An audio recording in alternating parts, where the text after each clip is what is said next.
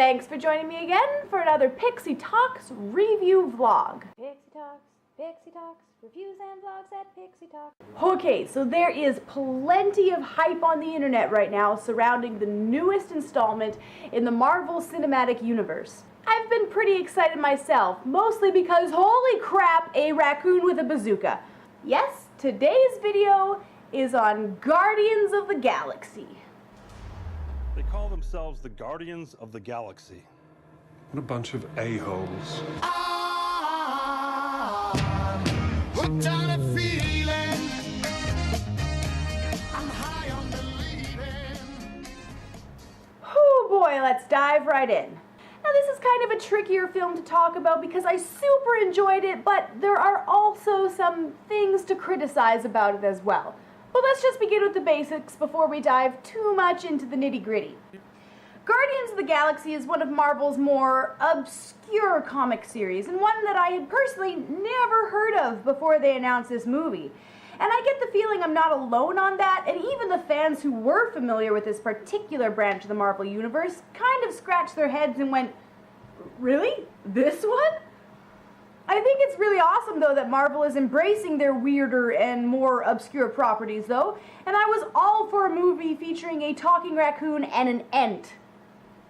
The movie focuses on one Peter Quill, who goes by Star-Lord, and his misadventures getting caught up in the center of a grand battle for the fate of the universe. He's the everyman that we are supposed to relate to. An average Joe just trying to make it in the vast, open universe of space. And he is the vessel for most of the film's humor. He's pretty dorky, he's kind of full of himself, and he is in love with 80s nostalgia, which does make up a large part of this space romp. It's a remember the 80s sci-fi comedy, and it really goes out of its way not to take itself too seriously. Although I thought the humor in the movie was great, I wasn't as thrilled with how it handled serious moments. Because the characters spend so much time ruining potentially serious moments with the jokes, I couldn't take many of the actual serious moments all that seriously. The whole thing felt like a big joke, which is great when it's actually a joke, but less great when the movie is trying to shift gears into serious mode. The balance between comedic and dramatic really wasn't there for me. This movie has a bit more serious of a flaw as well, and we come to its problematic handling of women. We don't know what women are. This movie is inherently an 80s space romp, and unfortunately it brought with it all of the inherent sexism of an 80s pulp sci-fi.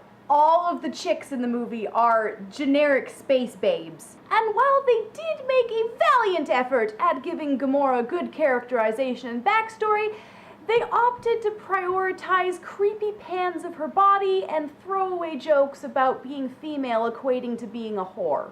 But my biggest issue is Nebula.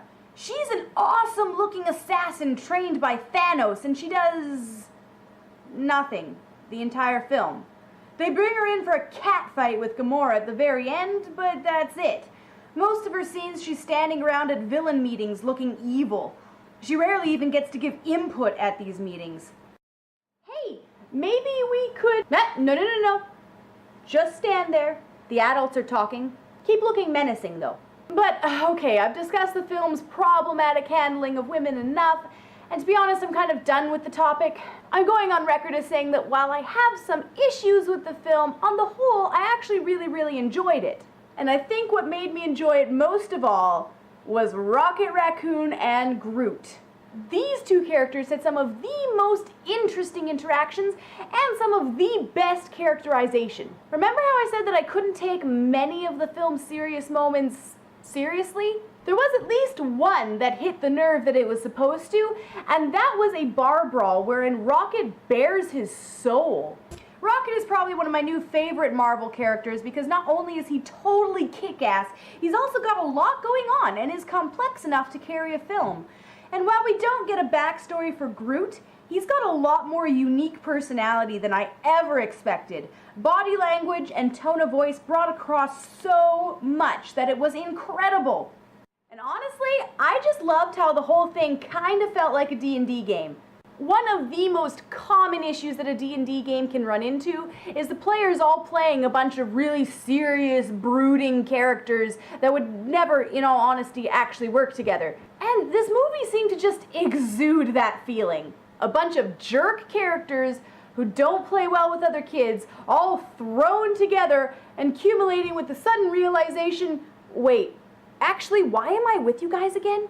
It felt so much like an adventuring group, it was hilarious. Altogether, I did really enjoy this movie, and I would love to see the Avengers meet up with these space miscreants. Just, Marvel, can we have less creepy butt shots? Thanks. Hey, take those headphones off right now!